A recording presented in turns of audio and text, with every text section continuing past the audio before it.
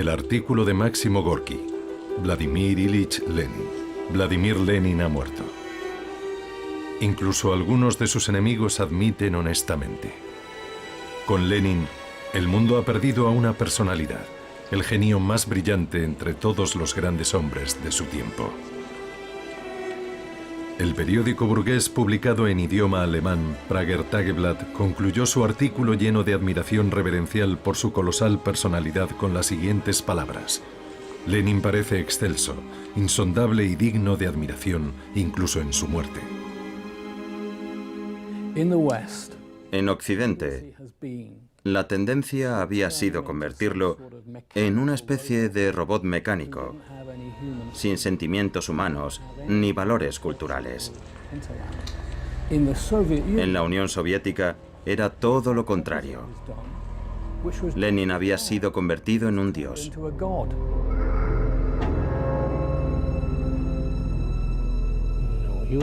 Era un revolucionario poseído por una idea, llevar a cabo una revuelta social. El precio a pagar no importaba, era un fanático. Es imposible llegar a lo más profundo de una persona guiándose únicamente por las evidencias aportadas por los testigos.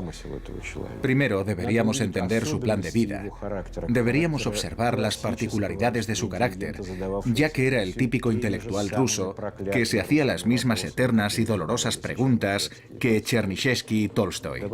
No olvidemos que todo sucedió en la época de la masacre de la Primera Guerra Mundial, y fue él quien paró aquella guerra. Y debemos tener en cuenta que se propuso crear una comuna de París en un territorio que ocupaba una sexta parte de la Tierra. Era un plan titánico, y estuvo muy cerca de conseguirlo. Lenin, primera parte.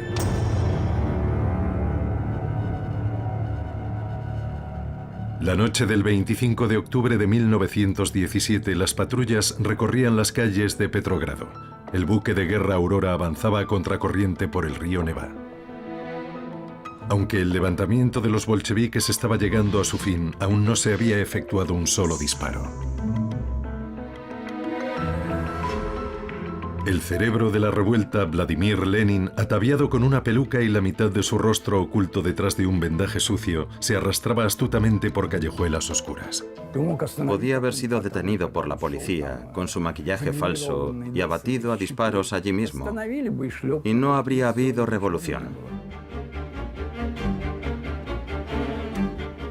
Una vez en el convento Smolny, cuartel general de la revolución, fue llevado a la habitación número 71. Los pasillos estaban sucios y apestaba a tabaco.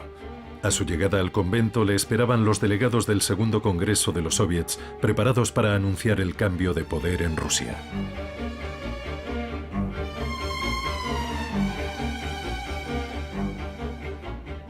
Por la mañana todo estaba hecho. Lenin dijo: una transición demasiado abrupta desde la clandestinidad al poder. Y luego añadió en alemán: mi cabeza da vueltas. Era un teórico y en realidad nunca había participado en ninguna actividad revolucionaria o en algo parecido. A las 10 de la mañana el Comité Militar Revolucionario emitió el discurso de Lenin a todos los ciudadanos de Rusia.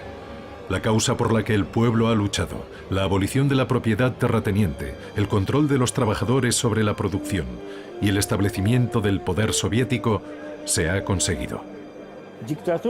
La dictadura del proletariado había terminado con la vieja máquina del Estado. Entonces comenzó el fiasco de Lenin.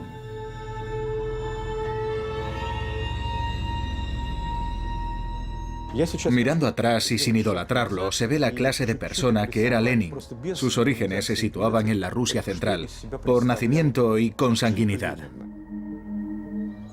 El 10 de abril de 1870, 22 de abril, según el calendario revolucionario soviético, nació un niño en Simbirsk, en el seno de la familia Ulianov.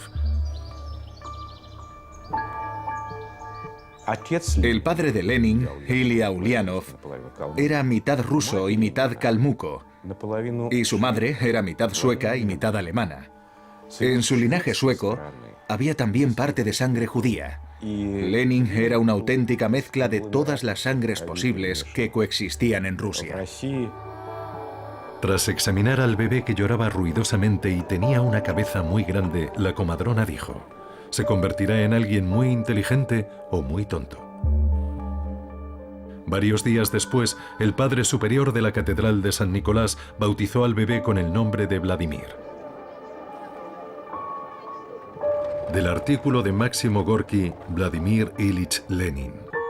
Hijo excepcional de este mundo abyecto. Persona maravillosa que fue víctima de la hostilidad y el odio por luchar por la causa del amor y la belleza. Hay una foto muy llamativa de toda su familia cuando Lenin tenía 9 años. Está de pie, da la sensación de estar totalmente solo y transmite una gran determinación. Una pequeña criatura, pero muy reservado y seguro de sí mismo. Un enigma. A pesar de todo lo que se ha escrito de él, sigue siendo un enigma. Nadie ha roto esa nuez y ha visto lo que hay en su interior.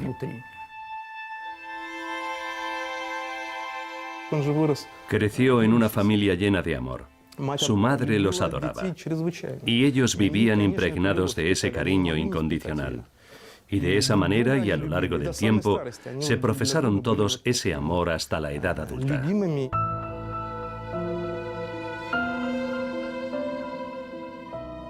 Eran 6 hijos: Ana, Alexander, Vladimir, Olga, Dmitri y María.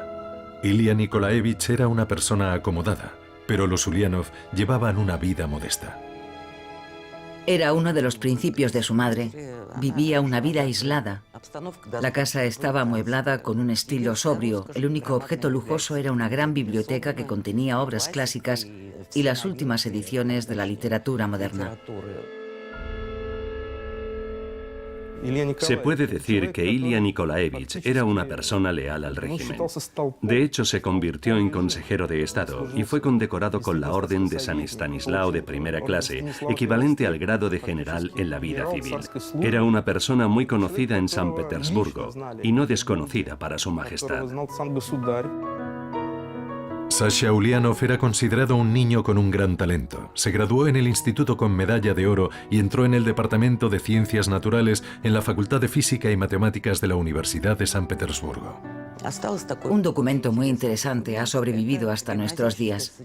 Una redacción del estudiante de instituto Alexander Ulianov sobre el tema «Cualidades que necesitas poseer para ser útil para la sociedad y el Estado». Honestidad, aplicación, firmeza de carácter, inteligencia, conocimiento. Nos enseñan los valores que Ilia Nikolaevich y María Alexandrovna habían inculcado desde bien pequeños a sus hijos.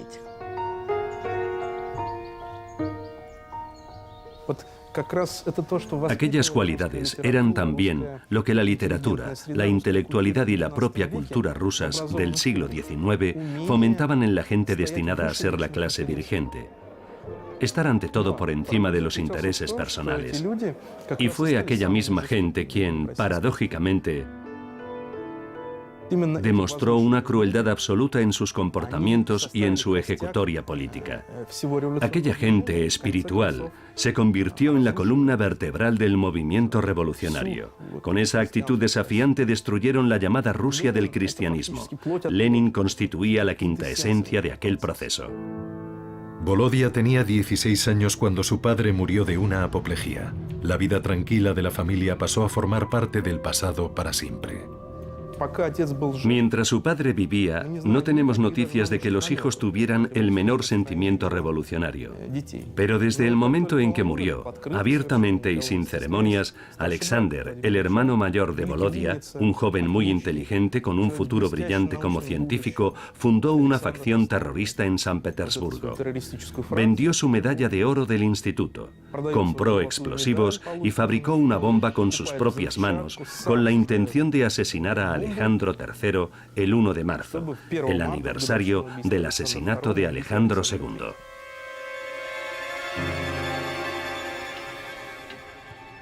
Alexander Ulianov fue arrestado junto a otros participantes del fallido regicidio.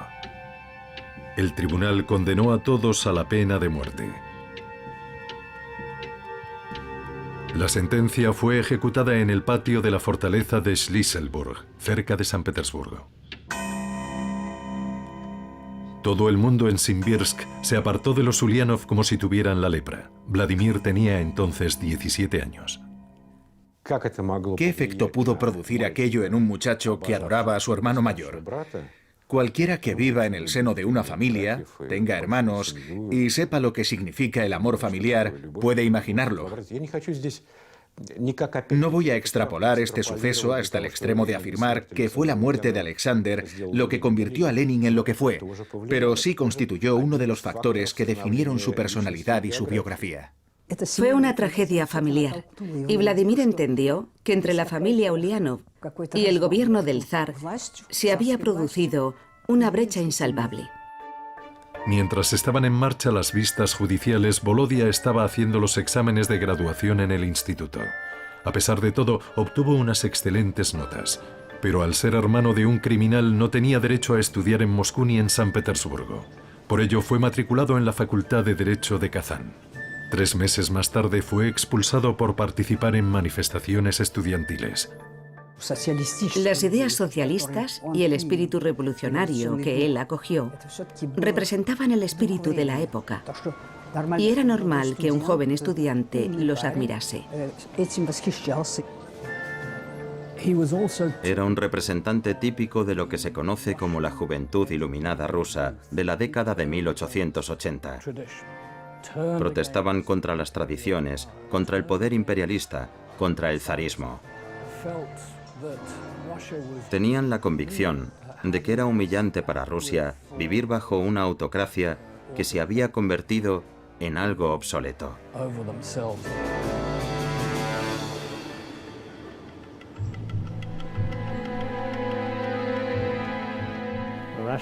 Rusia era un país eminentemente agrario. El 80% de su fuerza productiva y su población eran campesinos. Existía el proletariado, pero solo en algunas ciudades y en escaso número. La mayor parte eran jornaleros. El capitalismo estaba ya asentado en Rusia, pero era un capitalismo sin industria. Había, utilizando el lenguaje moderno, solo instalaciones de montaje o que fabricaban unidades separadas. Rusia no podía llevar a cabo el ciclo completo, ni tampoco se le habría permitido, porque el país no tenía un sistema financiero propio. No había banco central. Los primeros bancos aparecieron en Rusia a mediados del siglo XIX. Solo había bancos británicos y alemanes. Por eso cualquier especulación en cuanto a que Rusia estaba ganando rápidamente impulso económico era sencillamente mentira. Conviene recordar que en el siglo XIX, una de las manifestaciones del darwinismo social era la idea de que al trabajador había que exprimirlo mientras soportara el sufrimiento. La duración de la jornada laboral la determinaba el momento en que los trabajadores empezaban a desfallecer. La crueldad del hombre hacia el hombre había sido ya denunciada por Dickens, Balzac y Shakespeare. Chernyshevsky y Thomas More habían escrito también sobre ello. Ninguno de los escritores humanistas había apoyado el capitalismo. Aunque la explotación del hombre por el hombre era repudiada, un trabajador no era considerado un ser humano. En Inglaterra, la situación de explotación era de auténtica pesadilla. Los niños trabajaban desde los 8 años y a los 15 ya no podían seguir trabajando porque sencillamente estaban exhaustos. A diferencia de Inglaterra, con su ética protestante, aquella situación era imposible en la Rusia ortodoxa, aunque las condiciones eran también lamentables, cuando no penosas. La cruel situación mundial provocó la aparición del marxismo. El marxismo sostenía que los trabajadores y sus patronos no llegarían nunca a un entendimiento. El filósofo y economista alemán Karl Marx llevó a cabo un análisis crítico del capitalismo y formuló la teoría de la lucha de clases. Su libro El Capital fue traducido al ruso y publicado en Rusia antes del nacimiento de Vladimir Ulianov. Se convirtió en la Biblia de muchos socialistas que expresaron su interés por el naciente proletariado. Esta sociedad es injusta y ninguna reforma puede ayudar a corregir los defectos del propio modelo. Por eso la revolución es tan necesaria.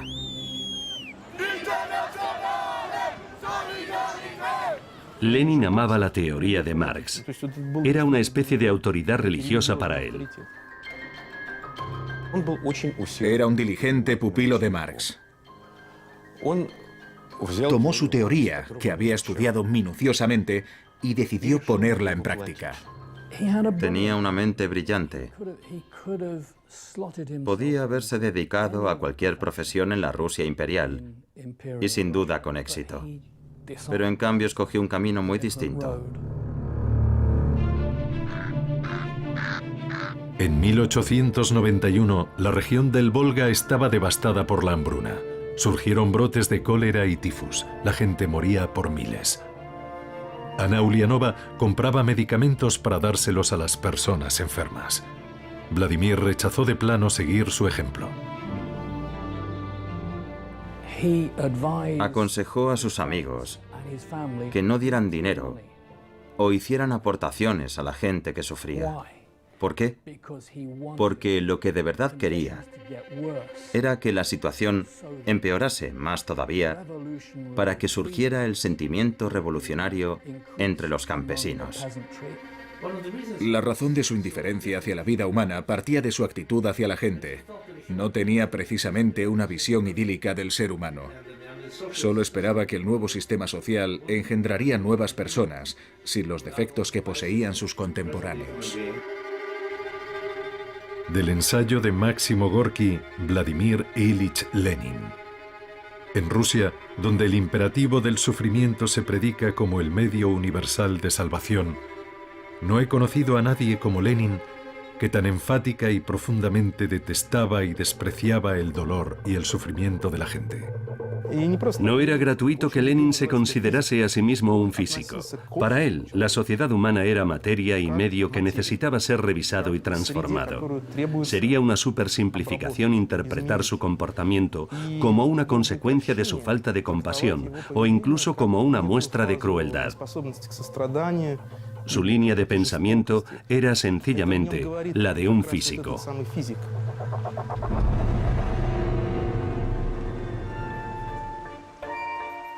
En 1893, Vladimir se trasladó a San Petersburgo. Alquiló un apartamento para tener su propia intimidad. Un piso limpio, con una puerta forrada de fieltro para amortiguar el ruido exterior. A 15 minutos a pie se encuentra la biblioteca municipal. Vladimir lee mucho. Le interesan los problemas de la economía e intenta escribir su propio material analítico. Había leído una cantidad innumerable de libros. Su comprensión de los textos era realmente asombrosa. 5 volúmenes de datos estadísticos o algunos gráficos en alemán. En fin, el material que cualquier persona normal habría encontrado aburrido. Pero a él le encantaba todo lo relacionado con los números. Como un matemático, veía a las personas a través de números y estadísticas. En el silencio de su habitación, Ulianov creaba un mundo nuevo que surgiría sobre las viejas y decrépitas ruinas. Yo no diría que producía la impresión de tener una fuerte personalidad, y casi nadie habría vaticinado que llegaría a ser el gran Lenin, que terminaría convirtiéndose en el líder de la revolución. Su amigo Alexander Potresov recordaba: era joven solo según indicaba su pasaporte. Aparentaba entre 35 y 40 años. Rostro serio, cabeza calva, barba pelirroja, voz ronca. No parecía un joven. No en vano le llamaban viejo en la célula del futuro partido. Solíamos decir en broma que a lo mejor Lenin era calvo y viejo incluso en su infancia. Primero fue arrestado por participar en una reunión de la comunidad de estudiantes, un incidente sin mayor importancia. Su segundo arresto fue por repartir propaganda entre trabajadores de San Petersburgo. Entonces solo fue condenado a 1 año de cárcel.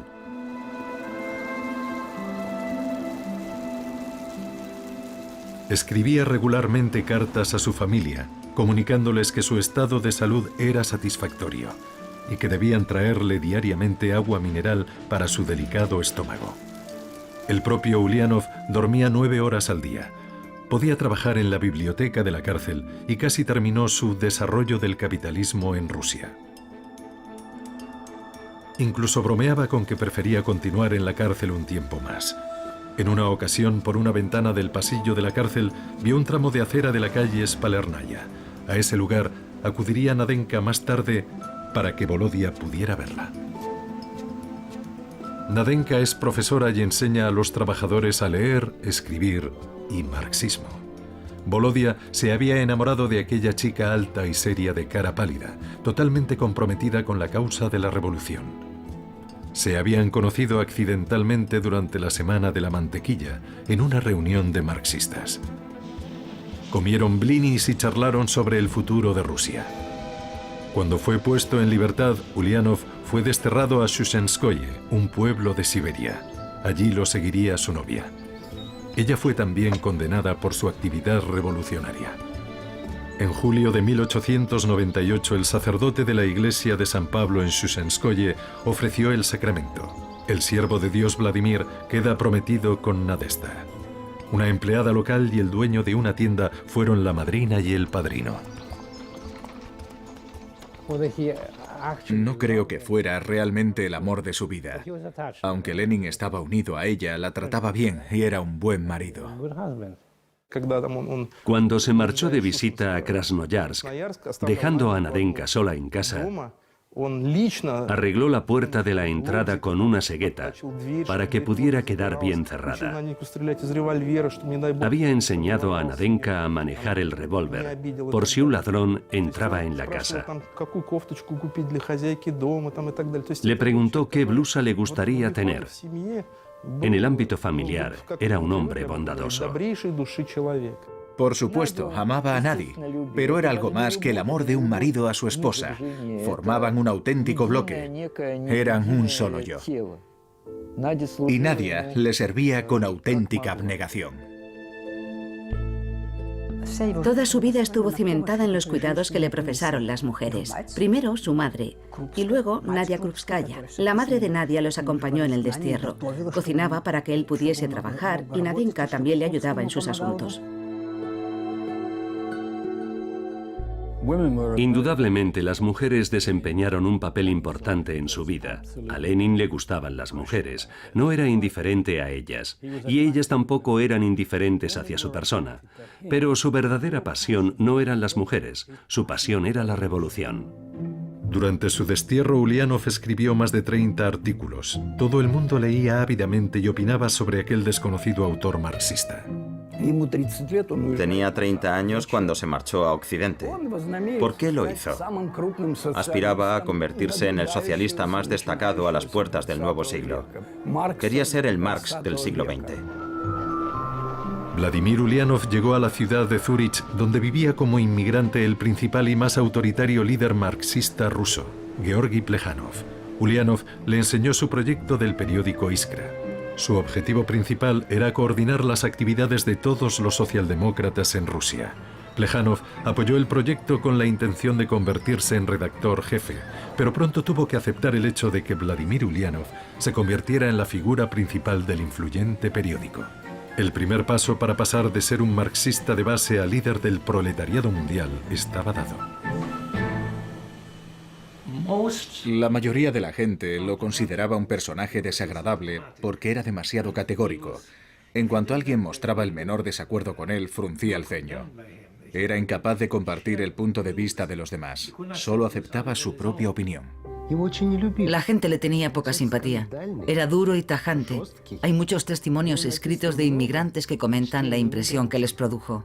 Desagradable en el trato.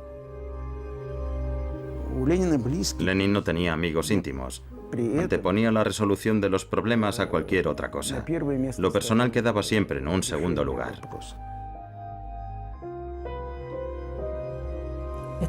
Él era siempre la figura central. De hecho, no confiaba en nadie. Solo recurría a la gente cuando necesitaba ayuda. Cuando su esposa cumplió su destierro, Vladimir la convocó en Zúrich, pero nadie fue a buscarla a la estación. Tampoco lo encontró en las señas que éste le indicaba en sus cartas. Resulta que había cambiado de dirección y había olvidado comunicárselo. Finalmente Nadia encontró a su marido. Krupskaya se hizo cargo de toda la correspondencia del periódico Iskra, La Chispa, y del cifrado de las cartas de su marido. Apenas había tiempo para ocuparse de su relación. Tenían demasiado trabajo. Nadia era su mayor apoyo. Era una persona a la que podía encomendar cualquier trabajo. Y tenía tanta fe en él que le infundía una enorme seguridad en sí mismo. Eso significa mucho para un hombre. En algún momento entre 1902 y 1903, Lenin y Nadia se trasladaron a Londres. Por miedo a una conspiración, vivían allí bajo nombres supuestos. En su tiempo libre, salían a la campiña inglesa y asistían a una iglesia socialista donde una vez oyeron a un pastor orar por el éxodo de los trabajadores del reino del capitalismo hacia el reino del comunismo. Y de vez en cuando visitaban la tumba de Karl Marx. Lenin pasaba la mayor parte del tiempo trabajando en su escritorio o en la biblioteca del Museo Británico. En febrero de 1902, la aparición de su nuevo libro ¿Qué hacer? Constituyó todo un bombazo. El libro iba firmado con el seudónimo Lenin. Su vida estaba dedicada por completo al pensamiento. Antes que otros contemporáneos suyos, vio la importancia de contar con un partido político. No era simplemente un lugar para cotillear por donde ves la vida pasar. Era un lugar donde podías conseguir cosas concretas. Desde ese punto de vista, era una persona muy avanzada. Fue el primero en Rusia que expuso la idea de manera contundente y categórica. Solamente el proletariado podría destruir el sistema existente. Pero esa tarea titánica solo podría encomendarse a gente con determinación y debería hacerse siempre bajo la dirección de revolucionarios profesionales. En julio de 1903, en Londres, 43 delegados asistieron al segundo congreso del Partido Obrero Socialdemócrata de Rusia. Al primer congreso celebrado en Minsk habían asistido solo 9 delegados y todos habían sido detenidos. Entonces el partido no llegó a fundarse. Esta vez los marxistas se reunieron en la calle de Southgate Road, en una capilla cuyo pastor era un devoto socialista. Pero se sintieron incómodos en aquel ambiente religioso y decidieron trasladar sus sesiones al Club Comunista de la calle Charlotte. Las autoridades británicas pensaron, esta gente no supone ninguna amenaza para los intereses británicos. Y la policía consideró totalmente innecesario impedir los actos. Finalmente, en Londres se fundó el Partido Socialdemócrata con su propio estatuto y programa revolucionario. Sus principales objetivos eran la lucha en pro de la dictadura del proletariado, el derrocamiento de la autocracia zarista en Rusia, la implantación de una república democrática, la instauración de la jornada de trabajo de 8 horas y la confiscación de los latifundios a los terratenientes para restituir las tierras a los campesinos. Sobre estas cuestiones la postura de los revolucionarios fue unánime. La controversia surgió cuando se trató la cuestión del consejo editorial de Iskra. Lo que estaba en juego era el liderazgo del partido. Todos estaban dispuestos a luchar por el poder. Lenin sugirió que en lugar de 6, el consejo estuviese formado por solo 3. Plejanov, Martov y él mismo a expensas de Potresov, Sasulich y Axelrod. Al final, la mayoría de los delegados, de ahí el nombre de bolcheviques, que significa mayoría, votaron a favor del proyecto de Lenin. Después de aquello, Potresov nunca le perdonaría a Lenin el haber roto de aquella manera traumática todos los acuerdos anteriores al Congreso. De hecho, a Lenin no le gustaban las intrigas. Era un calmuco demasiado franco y directo para andar urdiendo conspiraciones en contra de nadie. Prefería hablar sin dobleces. Aunque parecía un ratón de biblioteca, por las horas que pasaba enfrascado en los libros, era también pero que muy capaz de jurar como un soldado. Había algo más que rebelde en él. La tensión nerviosa tuvo un efecto nocivo en su salud. De ahí sus migrañas, el insomnio y la neurastenia. Para entonces Lenin ya se había trasladado a Suiza. Vivía en Ginebra, en el número 10 de la calle Chemin du Foyer. Después de mucho insistirle, Lenin aceptó visitar a un médico. Volvió a casa sombrío. Cuando Nadia le preguntó por su diagnóstico, respondió secamente: el cerebro. El doctor le recomendó la necesidad de aliviar durante un tiempo la tensión a la que estaba sometido, pero nunca siguió sus recomendaciones. Seguía trabajando en la biblioteca, escribiendo artículos, todo tipo de notas y cientos de cartas a diario. Estaba convencido de que se podía dirigir la labor del partido en Rusia a distancia. Cuando la correspondencia estaba lista, Lenin la llevaba personalmente en bicicleta hasta la oficina de correos. Los mensajes más importantes eran transmitidos de forma oral o viajaban ocultos en maletas con doble fondo. Todo lo de valor era transportado por los mensajeros que cruzaban la frontera tanto legal como ilegalmente. Vivía en un estado de asedio constante, siempre en peligro de ser arrestado o deportado de un país a otro, obligado a reunir continuamente a la gente. La familia de Volodia trabajó muy duro para sostenerlo. El primer equipo de Iskra lo formó con sus parientes más cercanos, sus hermanas y sus esposos. Necesitaba aparentar que contaba con gente en el partido para no parecer un simple socialista ruso aislado. En realidad quería aparecer como alguien que representara cierto poder. Había otros socialistas que vivían en Rusia.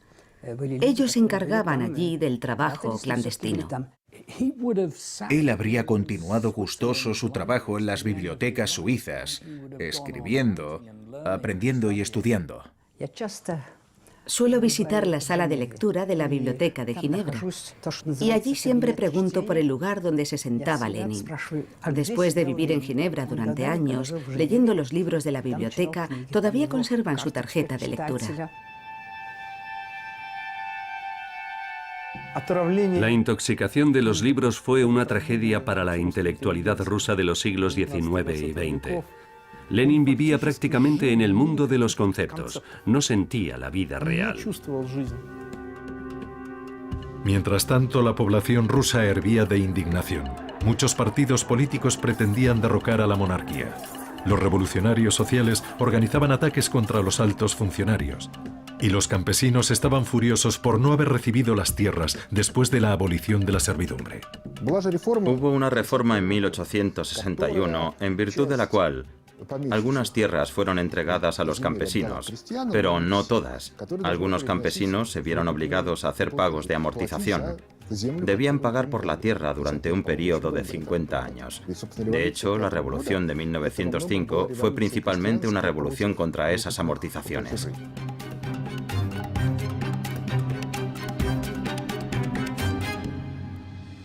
¿Dónde reside la tragedia del año 1905? No es que el gobierno se negara a hablar con la gente corriente, es que los funcionarios no sabían cómo hacerlo.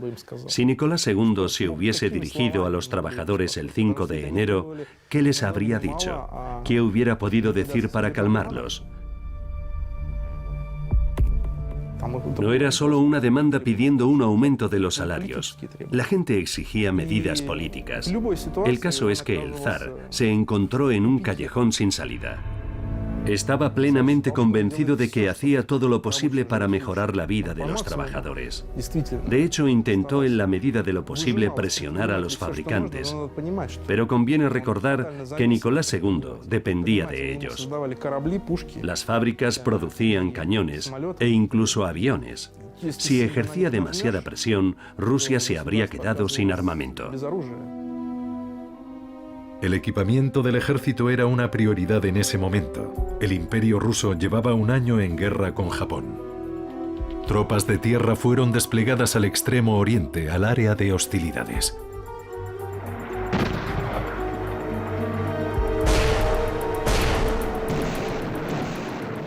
Si no hubiera mediado una revolución, Rusia probablemente habría ganado la guerra contra Japón. Por eso la revolución fue intensamente apoyada por los servicios secretos japoneses y por muchos otros. Por otra parte, si no hubiese habido guerra ruso-japonesa, la revolución de 1905 habría sido ahogada aún más rápidamente. En la mañana del 11 de enero de 1905, Lenin se enteró por los periódicos de los acontecimientos del Domingo Sangriento en San Petersburgo. Esta noticia lo llevó a un estado de enorme excitación. Ahora nada podía detener ya la revolución. Y Lenin se sentó a escribir sus artículos en los que llamaba a los trabajadores rusos a iniciar una revuelta armada. Es una extraña paradoja. Lenin anhelaba la revolución y escribía mucho sobre ella, pero de alguna manera las revoluciones siempre estallaban en su ausencia. Y sin embargo, no se apresuró a trasladarse a Rusia de inmediato. Hubo otros que sí lo hicieron, pero él permaneció esperando. Creo que hay dos facetas en Lenin bien diferenciadas. Lenin, el visionario, el que deseaba construir un nuevo mundo, y Lenin, el terrorista secreto. Todo ello en una sola persona. Era un ser humano excepcional y era también, por qué no decirlo, muy peligroso. Finalmente, en noviembre, Lenin viajó a Rusia. Allí comenzó a persuadir a los bolcheviques de que había llegado el momento de atraer hacia el partido a los jóvenes marxistas radicales. Y ello a pesar de que en Suiza poco tiempo antes había presionado y defendido con vehemencia lo contrario. Lo que necesitamos es la máxima energía, escribió Lenin en su discurso ante el Comité de Lucha Revolucionario. Estoy sumamente sorprendido al ver que las bombas han estado en la agenda durante 6 meses y sin embargo todavía no se ha fabricado ninguna. Era un llamamiento al terror de masas. Grupos de trabajadores y estudiantes debían atacar al Estado zarista. Ese es uno de los motivos por los cuales el comportamiento de los líderes revolucionarios, desde una perspectiva humanista, por ejemplo, nos parece anormal y cruel. Pero ellos tenían su famosa consigna: sacrificarlo todo en aras de un futuro feliz, en aras de un mundo más justo.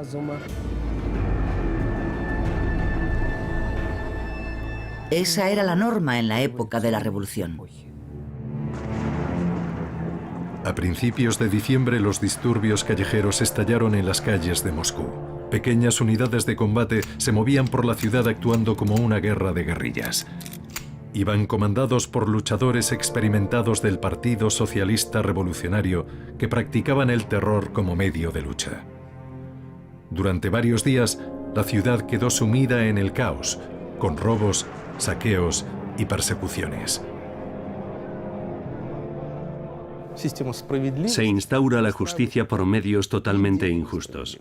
Se instaura la igualdad a través de una profunda desigualdad, y me refiero a la desigualdad social. Se instaura el amor a través del odio ignominioso.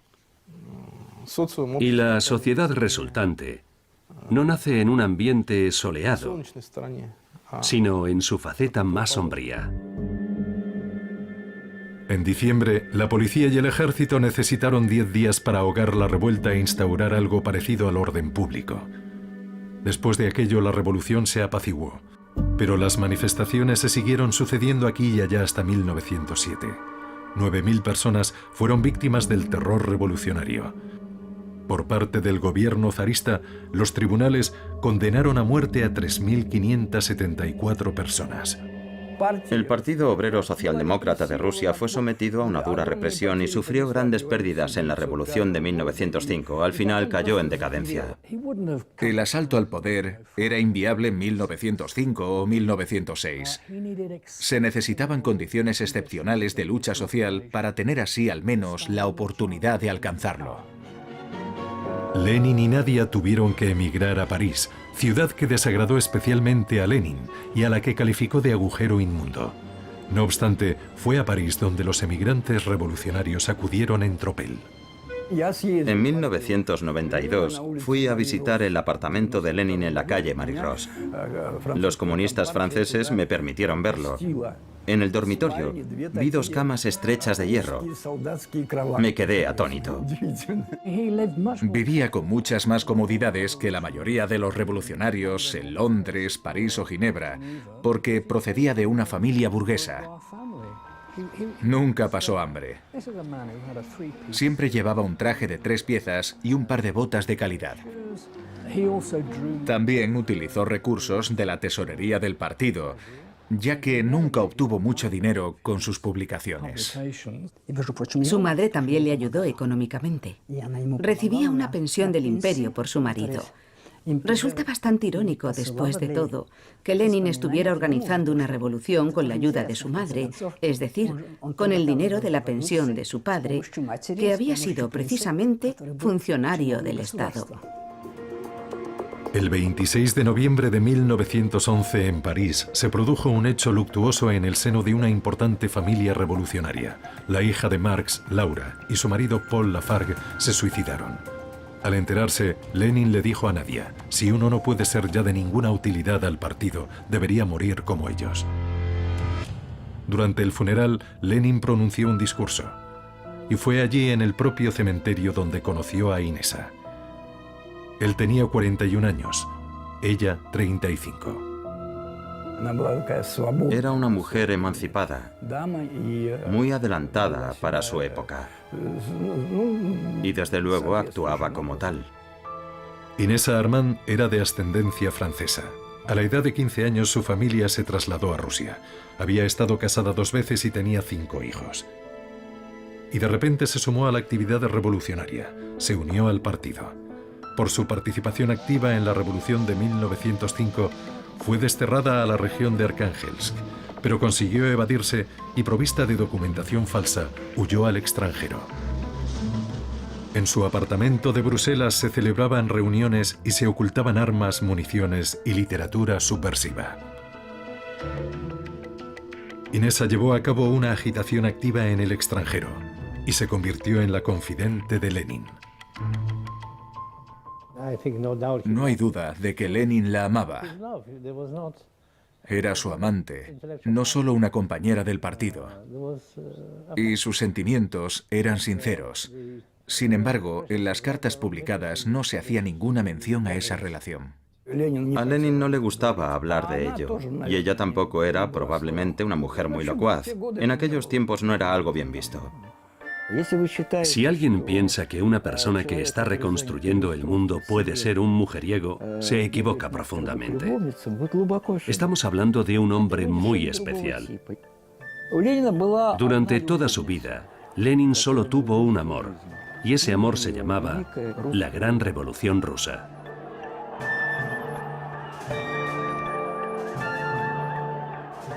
Mientras trabajaba en la biblioteca de Berna, le llegó la noticia del derrocamiento del zar, así que una vez más llegaba tarde. Del artículo de Gorky Vladimir Ilich Lenin. En 1907 en Londres, Lenin me dijo: el mundo burgués ha alcanzado un estado de fermentación pútrida que amenaza con envenenar todo y a todos. Es el principio de una catástrofe. Seremos testigos de una guerra en Europa. Será una horrible masacre. El proletariado no tendrá la fuerza suficiente para evitar un baño de sangre. Su sufrimiento será horrible, pero ese es ahora su destino inevitable.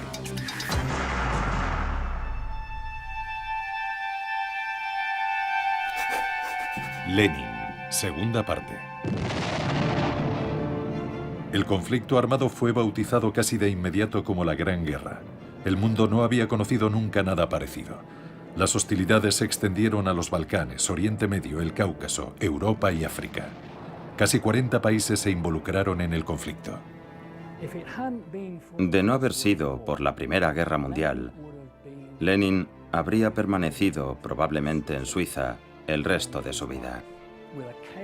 Es posible que hubiera visitado ocasionalmente la Biblioteca Británica en Londres y que hubiera pasado sus vacaciones en la costa francesa o en las montañas suizas.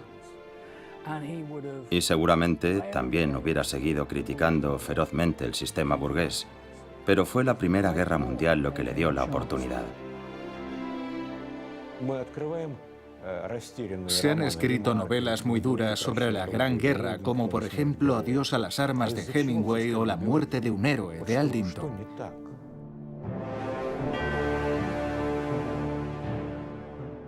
¿Qué ocurrió? El mundo burgués se venía abajo.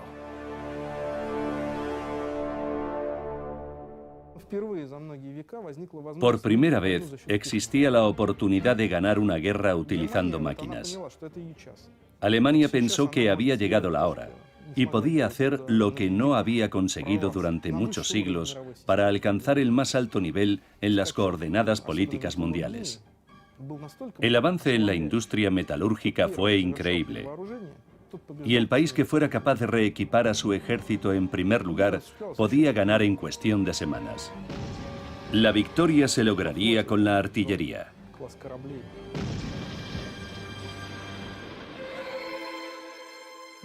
Una nueva clase de buques de guerra apareció en la Armada. Los compramos en Occidente porque no teníamos medios ópticos ni caucho. Al principio de la Primera Guerra Mundial éramos el país con la mayor deuda externa. Los empresarios fueron presionados por el Estado y los bancos. Los trabajadores, por su parte, se encontraron doblemente presionados. Aquello tuvo que ver en el impulso del movimiento revolucionario. Lenin creía que era necesaria la derrota de Rusia en la guerra. Se le puede reprochar haber traicionado a su país, es cierto. Él se consideraba un traidor.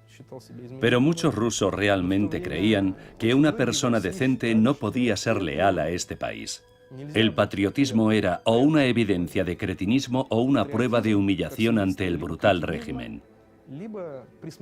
Y Lenin seguía esa misma línea de pensamiento. La idea de Lenin era mostrar a la gente que había un problema de intereses de clase, no de patriotismo. Él no pensaba que los alemanes fueran a matar a los rusos. Consideraba que ese problema no existía en absoluto. Había que buscar las causas de la guerra y luchar no contra el representante de otra nación, sino contra el representante de otra clase. En febrero de 1917 estalló una revolución en Rusia. Antes de eso, los disturbios del PAN, marchas contra la guerra, manifestaciones, huelgas en las empresas industriales. El 27 de febrero de 1917, una huelga general se convirtió en un levantamiento armado. El ejército derrotó a los rebeldes. La Revolución de Febrero tuvo lugar porque la política imperial rusa llegó a un callejón sin salida durante la Primera Guerra Mundial. Lenin esperó a que estallase la revolución mientras residía en el extranjero. Escribía libros, traducía artículos y llevaba una vida tranquila. Y a diferencia de otros, vio que era el momento de aprovechar la oportunidad y que el final del Imperio ruso estaba muy cerca.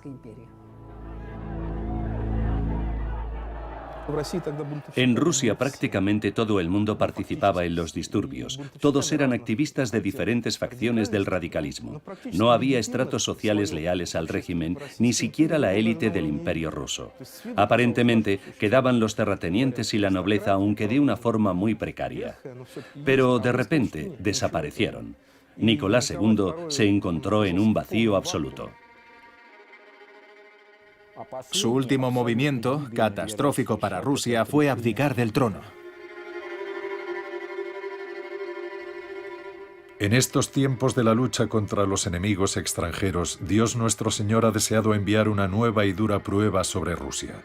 Los disturbios populares internos amenazan con tener un efecto desastroso sobre el devenir de esta persistente guerra. En estos días decisivos de la vida rusa, hemos considerado que lo mejor es renunciar al trono del Imperio ruso. Firmado, Emperador Nicolás.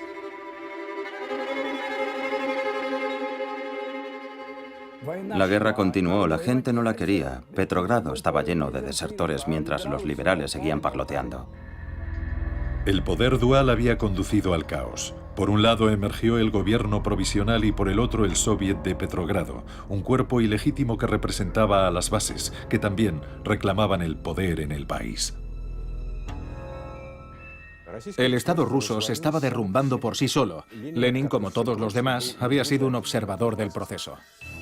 Tras la Revolución de Febrero en Rusia, el jefe del Estado Mayor alemán del Frente Oriental, general Hoffmann, escribió: «La Revolución rusa desmoralizó al ejército y nosotros, naturalmente, buscamos intensificar el proceso». Algunas autoridades civiles que mantienen relaciones con los ciudadanos rusos que viven en Suiza tuvieron la idea de utilizar a algunos de estos ciudadanos para destruir el espíritu combativo del ejército ruso, envenenándolo con ideas antibélicas.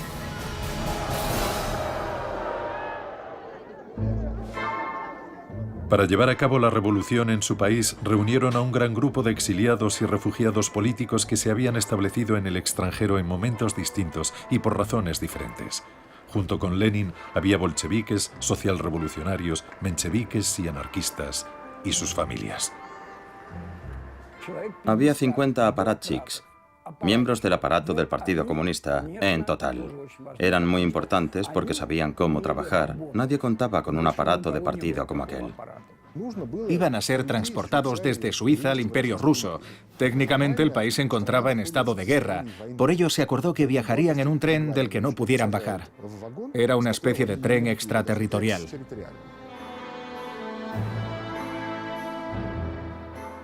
El 9 de abril, un grupo de emigrantes se reunió en la estación de Zúrich.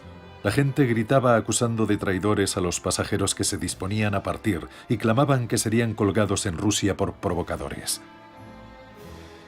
Los pasajeros respondieron cantando la Internacional. Nada más partir el tren, Lenin pidió que se dejase de cantar y se estuviera en silencio. Quería trabajar. Karl Radek se fue a fumar al baño.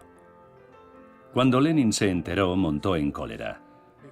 No quería que nadie fumara en el tren, ni tampoco que cantara o le perturbase durante la noche.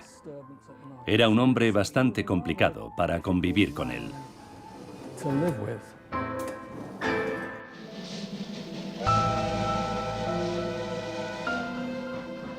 Los revolucionarios viajaron de Suiza a Alemania y entraron en Rusia por la frontera sueco-finlandesa.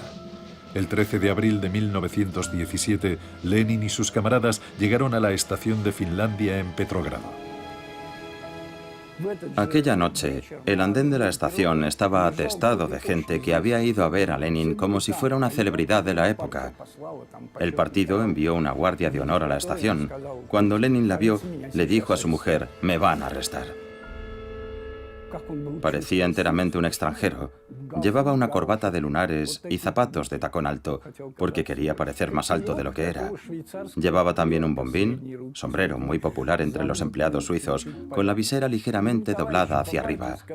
Sus camaradas del partido le dijeron: «Vladimir Ilich, quítate esa cosa horrible». Uno de los trabajadores, un hombre desconocido, le dio su gorra, y Lenin no paraba de quitársela sin saber qué hacer con ella. Lenin pronunció un discurso corto y efusivo, ganándose de inmediato la simpatía de la gente. Poseía un extraordinario magnetismo personal.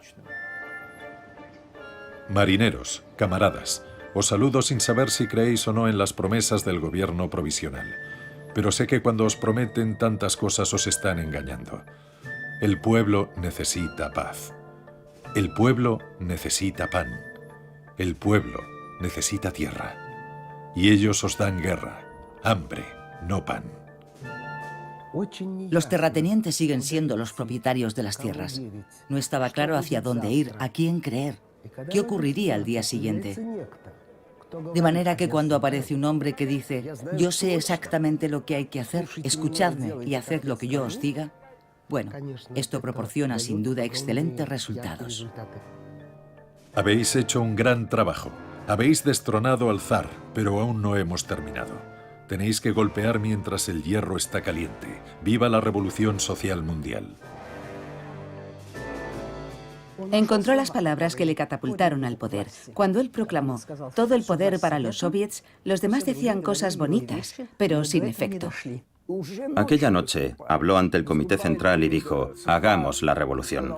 Le contestaron que acababa de llevarse a cabo. «No, necesitamos hacer otra», replicó. Aunque tenía solo 47 años, pensaron que aquel viejo había vivido demasiado tiempo en Occidente y no entendía nada. Era un loco peligroso y obsoleto, pero tenía el don de la persuasión.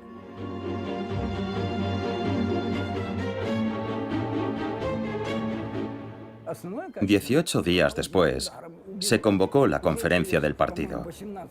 Asistieron 133 delegados regionales, que estaban también lo bastante locos para confirmar: «Sí, necesitamos esa revolución». Su lema, «Dadme un partido de revolucionarios profesionales y transformaremos Rusia», se convirtió en el credo y en el símbolo del bolchevismo. Lo escribió con toda claridad. El partido debe tomar el poder. El partido era él mismo. Quería el poder para llevar a cabo su idea. El partido era su idea. Los miembros del partido bolchevique eran pocos. No había estadísticas exactas en cuanto a la cifra.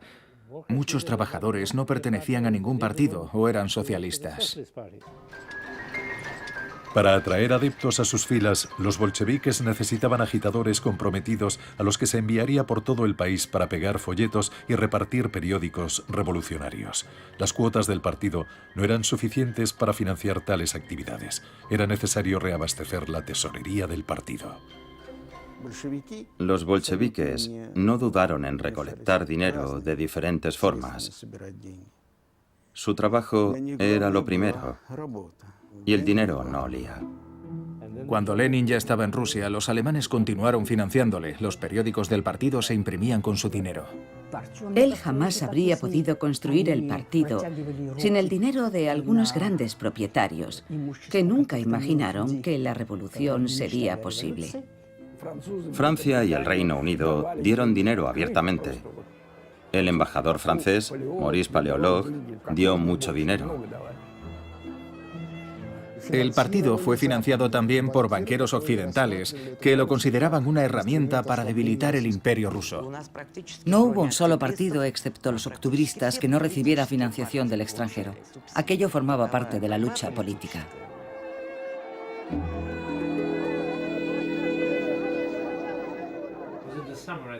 En el verano de 1917, en un mitin socialdemócrata, Tsereteli, un menchevique, dijo que no había partido en Rusia que quisiera tomar el poder. Entonces, Lenin se levantó de su asiento y exclamó: «Sí existe ese partido», dando a entender que era el suyo. Los asistentes se echaron a reír, porque sabían que su partido apenas tenía ninguna influencia. En el archivo central del partido se conserva el diario de Víctor Chernov, líder de los socialrevolucionarios.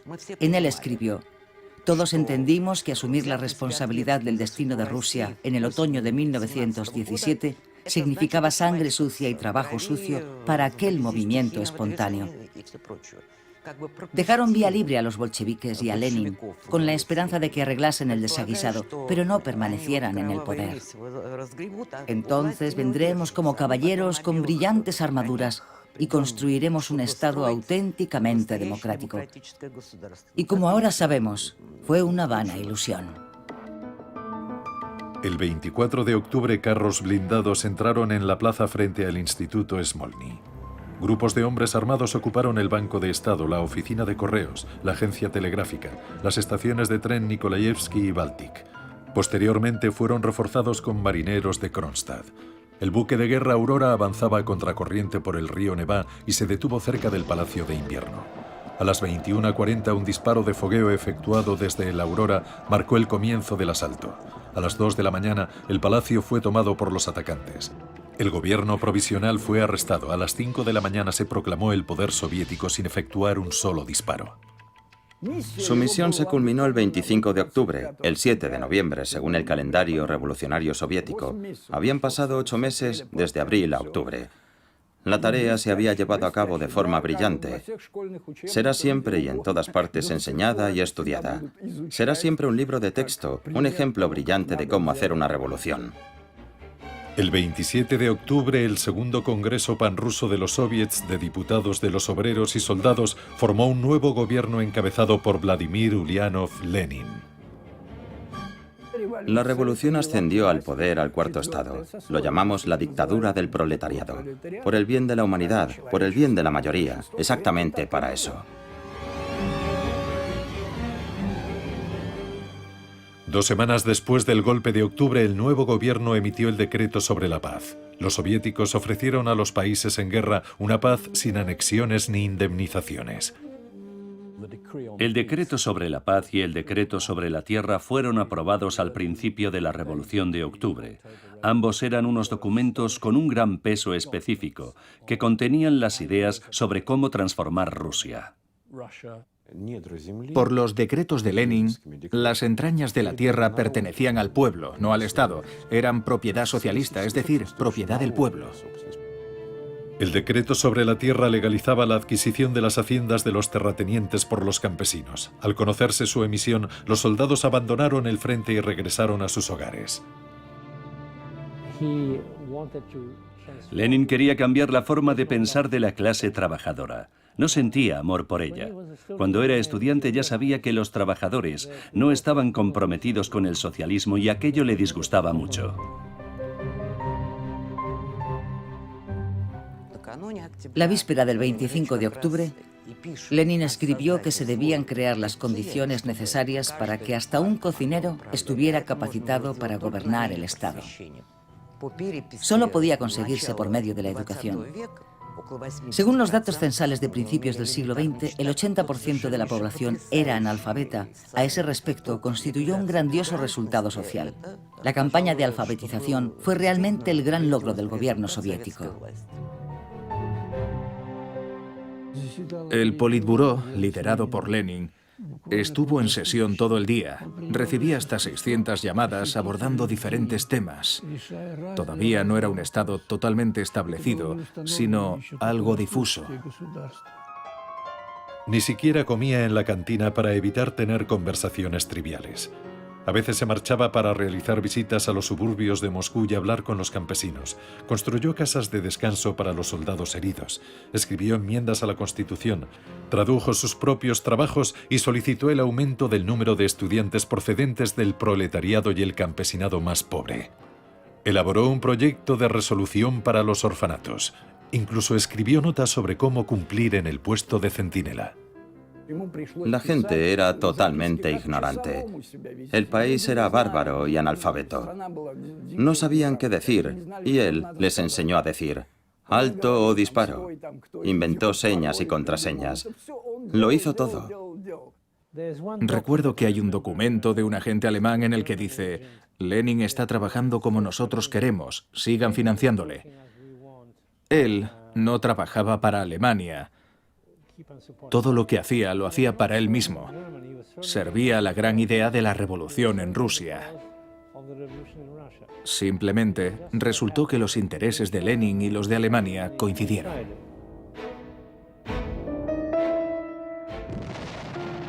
A finales de 1917 los alemanes comenzaron a perder la guerra.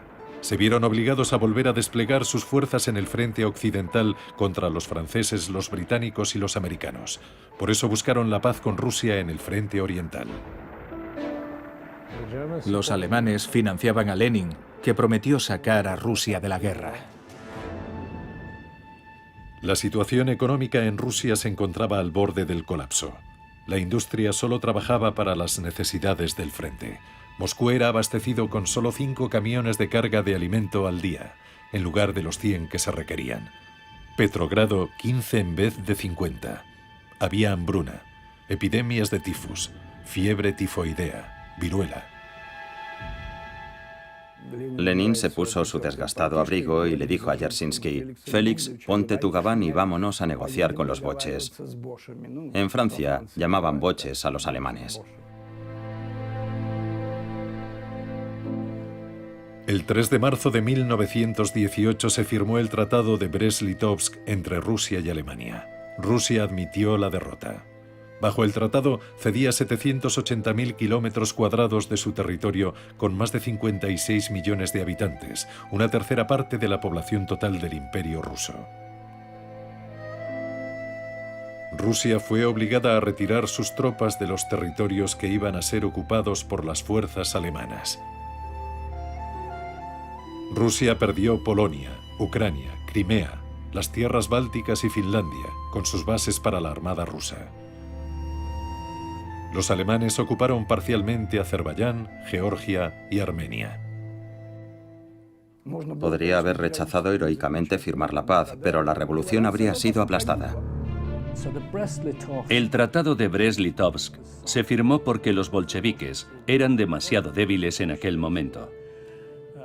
Y no porque tuvieran que ejecutar debidamente sus obligaciones con los alemanes. Era una cuestión geopolítica. Casi todo el partido se opuso a su posición en el tratado. Todo el mundo decía que era una paz vergonzosa y que el país no debería firmarla, pero Lenin dijo que eso le traía sin cuidado. El mero hecho de que 1 millón de rusos sobrevivieran fue un logro personal de Lenin. Él paró aquella guerra. Pero estalló la guerra civil y el ganador sería quien estuviera dispuesto a sacrificar su vida. De hecho, los bolcheviques alcanzaron el poder precisamente durante la guerra civil. Cualquier guerra civil es una guerra sin reglas. Los rusos mataban a los rusos con una crueldad mayor todavía porque pensaban que tenían derecho a matar a cualquiera de los suyos. Los blancos habían estado azotando a sus siervos durante siglos y ahora tenían que lidiar con mujiks, campesinos rebeldes, siguiendo la tradición de los amos, castigando a sus esclavos. Aquella gente educada tenía las manos manchadas de sangre. Y los rojos también. Del artículo de Máximo Gorki Vladimir Ilich Lenin. ¿Es posible la humanidad en una guerra de una ferocidad sin precedentes? ¿Qué bondad y benevolencia pueden existir? La contrarrevolución está cargando contra nosotros como un oso. ¿Qué podemos hacer? ¿No tenemos ningún derecho a defendernos? ¿A resistir? Lo siento, pero no somos tontos. Sabemos lo que queremos. El Ejército Rojo es invencible. Camaradas y soldados del Ejército Rojo, capitalistas de Inglaterra, América y Francia están librando una guerra contra nosotros. Envían dinero y suministros militares a los terratenientes rusos que lideran tropas contra los soviets desde Siberia y el Cáucaso septentrional con el objetivo de restaurar el poder del zar, el poder de los terratenientes y los capitalistas. Pero nunca lo conseguirán. En aquel momento, todo indicaba que los blancos estaban a punto de tomar Ekaterimburgo y ponerse a las órdenes de Nicolás II y su familia. Ello podría suponer un gran apoyo para los blancos. Por eso los rojos los mataron a él y a su familia, precisamente para que los monárquicos no tuvieran más posibilidades de contrarrestar la ofensiva de la revolución.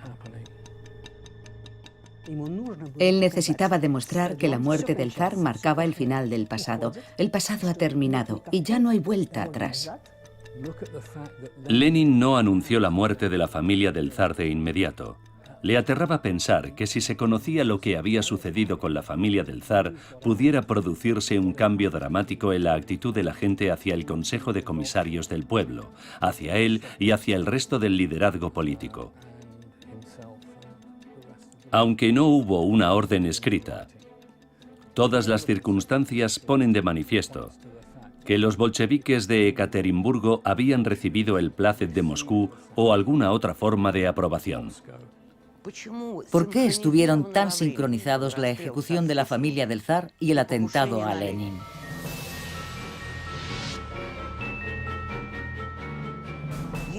Sabemos que fue la misma gente, por ejemplo, el señor Yurovsky, quien ejecutó a la familia del zar e investigó el atentado a Lenin. 2 balas quedaron alojadas en su cuerpo. Para gran sorpresa de todos, Lenin sobrevivió. Fue un milagro. Las balas permanecieron alojadas en el cuerpo de Lenin nada menos que 2 años. Corría el peligro de sufrir un envenenamiento por plomo. Por eso fue operado de urgencia. Cualquier herida se cierra de forma gradual, así que apareció una cicatriz que estaba produciéndole un evidente estrechamiento en la arteria carótida interna. El suministro de sangre al cerebro era solo posible por el lado derecho. Su estado, sin temor a exagerar, era crítico. El atentado provocó una campaña de publicidad hecha a medida del líder del proletariado. Zinoviev, su ayudante, escribió su biografía. Bonch-Brujevich, el director ejecutivo del gobierno soviético, convenció a Lenin para que permitiera ser filmado en el jardín del Kremlin. El diario Pravda publicaba a menudo fotografías suyas. Lenin recibía visitas de pintores y escultores. El pintor Anenkov, uno de los artistas que dibujó a Lenin del natural, recordaba que la primera vez que se reunió con él le preguntó ¿cuál va a ser su enfoque del retrato? El artista dijo, me gustaría representar la personificación del impulso revolucionario. Vladimir Ilich le dijo, ¿no es eso una exageración? Y Anenkov contestó: «Mire, Vladimir Ilich, no me interesa retratar a un hombre corriente con barba». Tenía en mente un proyecto histórico no solo para cambiar a Rusia, sino para cambiar el mundo entero.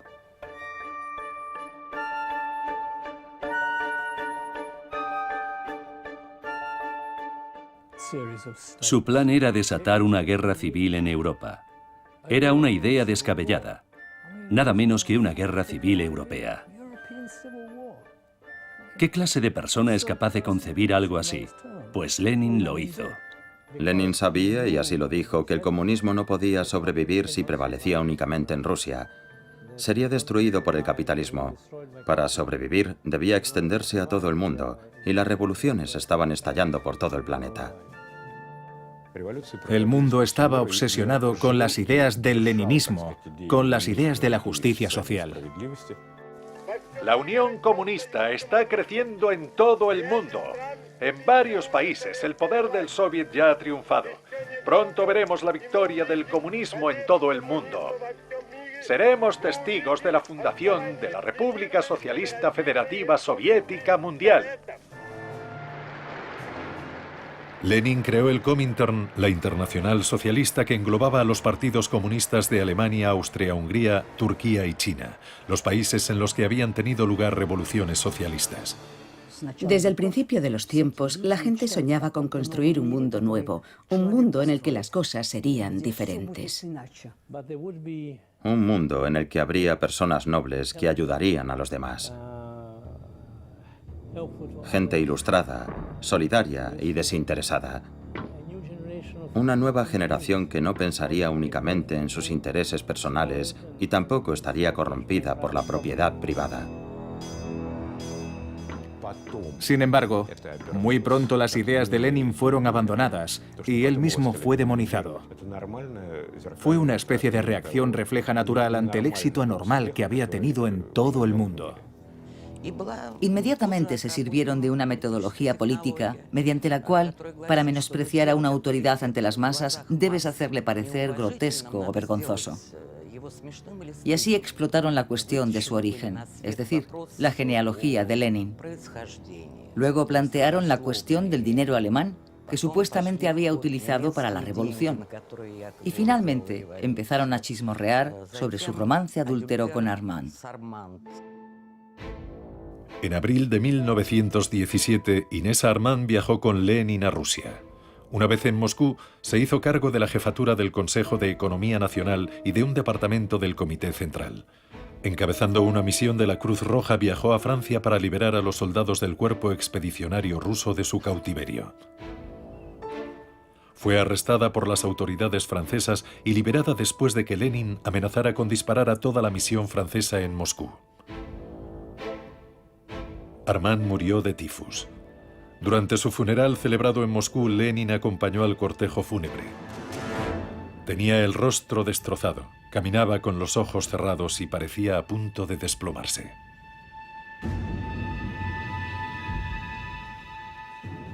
Podía derramar algunas lágrimas, pero él consideraba que eso formaba parte de su vida privada, una zona vetada, prohibida hacia los demás. En cuanto salía de esa zona emergía su otro yo, el que se prohibía a sí mismo las debilidades de un hombre.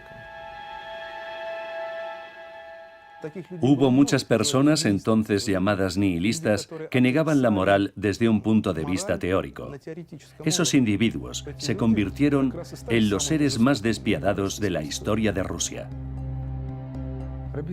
Robespierre dijo que el terror era la forma más elevada de justicia. Lenin pensaba lo mismo. Camaradas, la sublevación kulak en vuestros 5 distritos debe ser aplastada sin piedad. Hay que colgar, y digo colgar para que la gente lo vea, a no menos de 100 kulaks ricos y chupasangres de renombre. Apoderaos de su grano, identificad a los rehenes. Hacedlo de manera que en muchas leguas a la redonda la gente vea, tiemble y grite. Ahoguemos y estrangulemos a esos kulaks chupasangres. Sinceramente tuyo, Lenin. Emplea para ello a la gente más dura que tengas.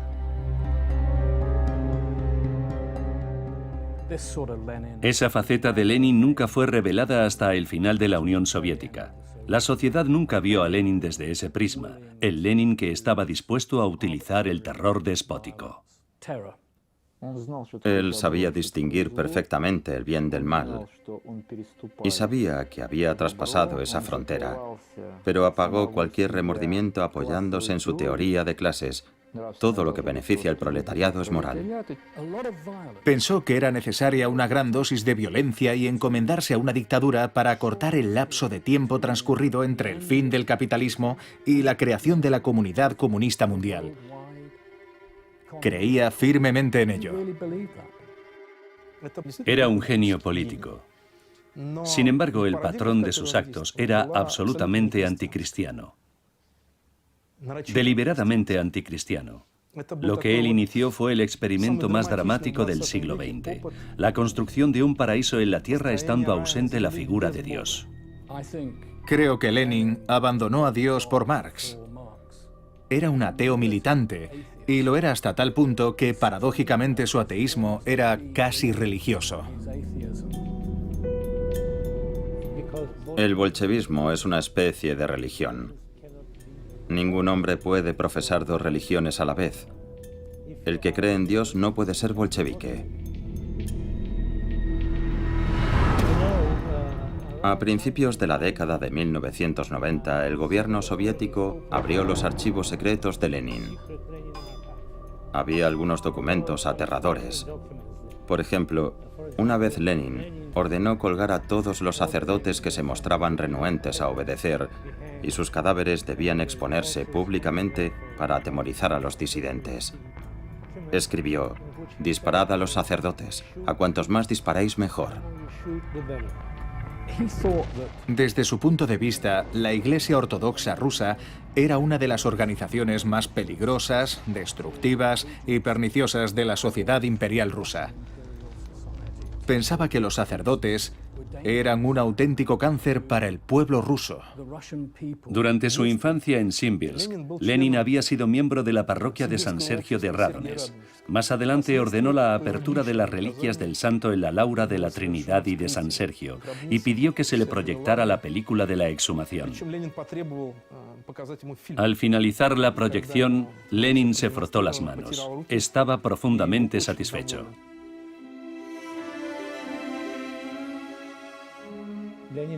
Lenin quería el dinero de la Iglesia, en la medida de lo posible, para llenar las arcas del tesoro. Solo en el año 1922, bajo el pretexto de combatir la hambruna, se confiscaron bienes por valor de 5 millones de rublos, de los cuales 1 millón se invirtió en la compra de comida para los hambrientos. Se compraron aquí y allá máquinas o grano, pero la mayor parte, como solía ocurrir en Rusia, desapareció. Entre los sectores de la sociedad que habían alzado a los bolcheviques al poder, empezó a circular la opinión de que no eran merecedores de su confianza. Estuvieron a punto de ser depuestos, especialmente por los campesinos. En 1921 comenzaron algunas revueltas campesinas, acciones en la industria y rebeliones de soldados y marineros. En este punto ocurrió algo muy curioso con Vladimir Lenin. Se dio cuenta de que en Rusia no había proletariado. Lenin pareció caer en una profunda depresión. Resultó que los cocineros no solo no querían, sino que no podían gobernar el Estado. No tenían conocimientos. Se hizo evidente que la clase obrera era perezosa, iletrada, y no estaba de acuerdo con las exigencias de la teoría marxista.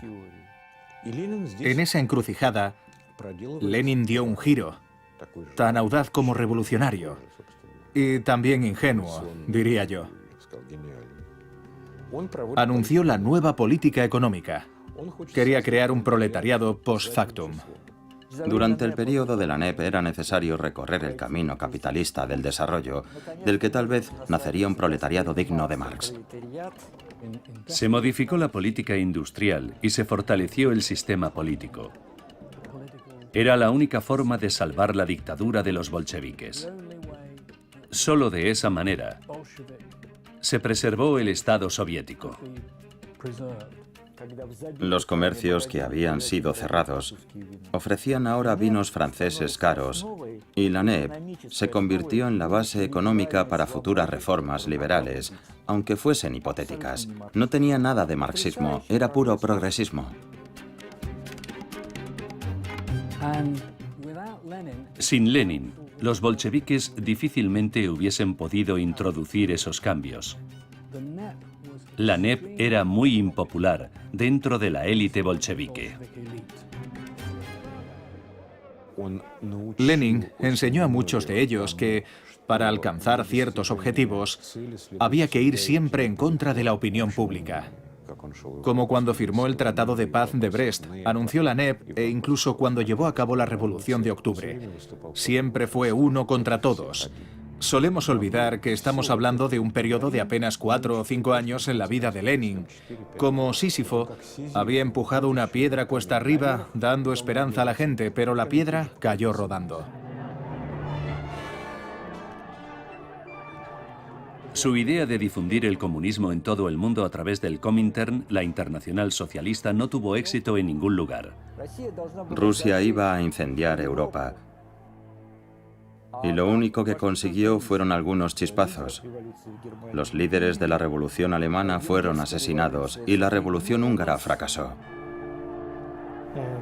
Durante los 2 últimos años de su vida fue consciente de que había fracasado. No había posibilidad alguna de cambiar la naturaleza humana. Se dio cuenta de que ninguno de sus camaradas más cercanos respondía al epítome del hombre nuevo. Estaba decepcionado con todos ellos y con la sociedad en general. Fue una tragedia para él.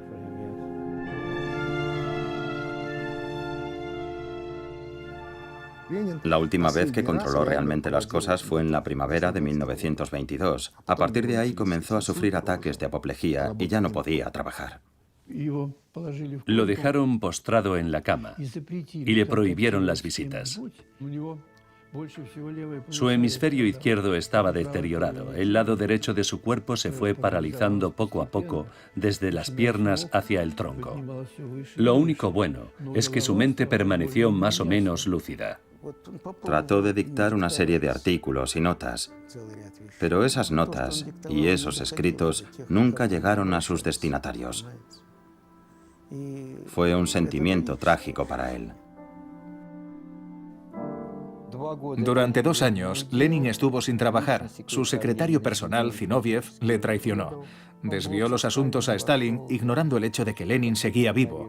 Ambos consideraban a Lenin una especie de material de desecho. Lenin era consciente de que estaba muy enfermo. Le preguntó ansiosamente a sus médicos: ¿perderé el juicio? Temía volverse loco.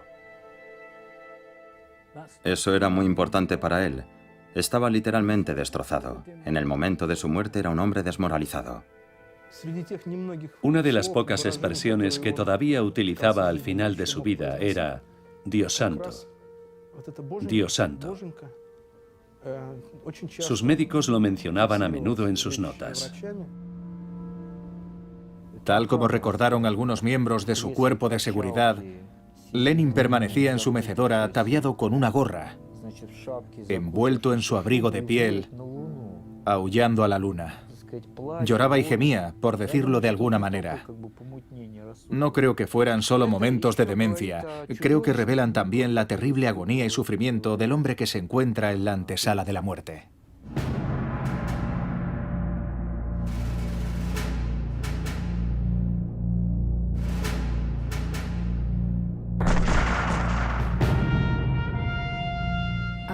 En realidad, los dictadores pueden dejarse llevar por las mismas pasiones que nos dominan a las personas corrientes.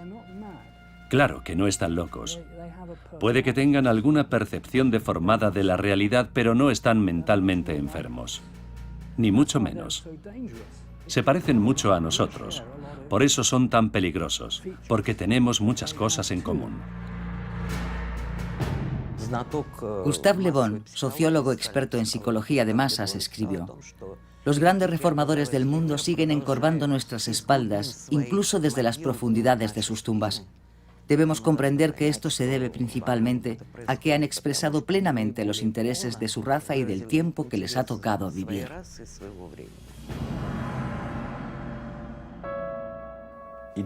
Las ideas son inmortales, las ideas no mueren. Sus planes, por decirlo con sencillez, se derrumbaron. Todo lo que logró fue radicalmente distorsionado. El camino que eligió para Rusia no se hizo realidad.